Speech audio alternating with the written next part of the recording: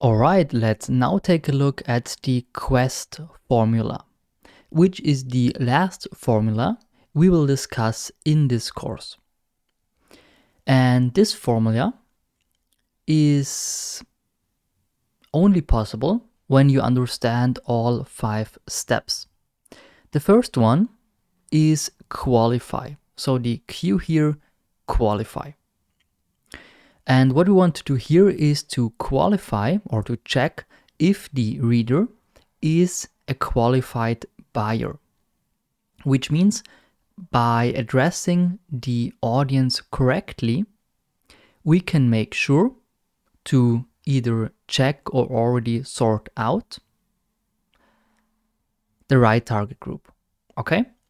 Because let's say you have a product, a dog cookie product or a dog product, then of course your target audience is pretty big because everybody has a dog or nearly everybody or is interested in that topic. But when your product is maybe now a dog video course or how to train your dog video course, then the target group should only be people who really have a dog. Which means when addressing now the reader, we should ask questions like, do you also have problems to train your dog? Or is it hard for you to train your dog? So something like this. Because when I now read this article or this posting, because I'm interested in dogs, but I don't have a dog actually, I know pretty soon that this is not the right content for me because I don't have a dog. I don't have this specific problem the article is talking about. The same, another example, could be with dog cookies.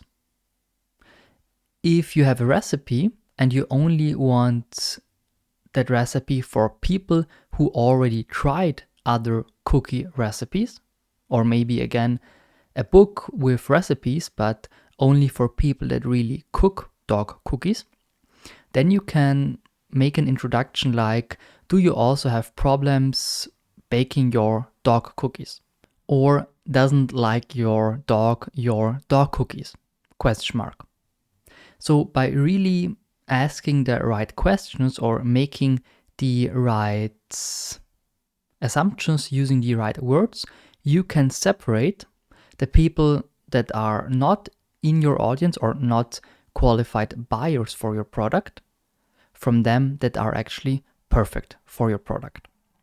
Which gives you in the end, of course, less people, yes, less readers, but a better conversion rate in the end. Because a person who has no dog but is just interested in the article won't buy my dog training course because he or she doesn't even have a dog. So it doesn't make sense for me to write an article for everybody. Even if it sounds quite easy and simple, it doesn't make sense. Therefore, we have an example. And it's about music. And we have, for example, this headline: 7 tips for successful guitarists. All right. Then maybe I want to learn the guitar. Then this could be an article for me. But if now the product is already for advanced guitarists, then it wouldn't make sense to also write this article for beginners. So we should make this clear already in the introduction. If you like to play the guitar, then these tips are just right for you. Or if you already play the guitar 5 years or more, then these advanced tips are perfect for you.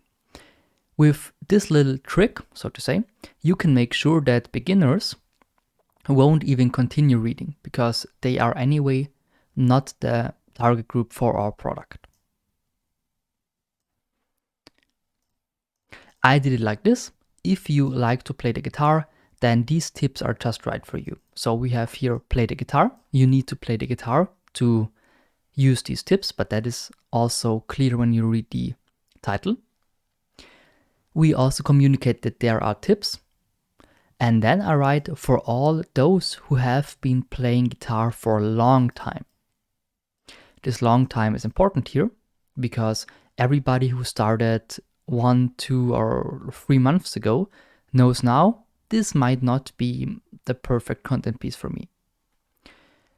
Know many pieces by heart, but blah blah blah. These tips help also advanced players, or only help advanced players, something like that, okay? In order to understand this better and how you can really make this happen, I have an article for you. This article has the headline, "If you retain fluids, then try cartons whatever." If you retain fluids. So this is already in the headline that only people who retain fluids are the target audience, okay? So this is already a way to make sure that not everybody reads your content. And also, this is pretty small, but it is here, also in the introduction, to introduce you to nutritionally sound reducing. For whom? For whom is it? So already here in the second sentence, it's about who the target audience actually is.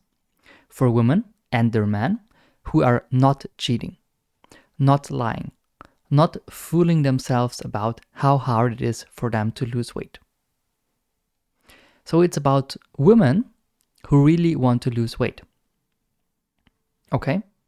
It's not for men, it's not for kids, it's not for people who want to do a lot of sports. No, it's for people who lose weight without being more specific, but we at least already have here that it is for women and their men, of course, but here mostly for women. Retain fluids. So this is also a good way to communicate here who the target audience is without having that already really specified in the title. You could also write, this is an article for women, blah, blah, blah. But this is not a good looking headline, of course. So rather do this in the introduction than in the title. And now we continue with the second step, which is the U, which means understand.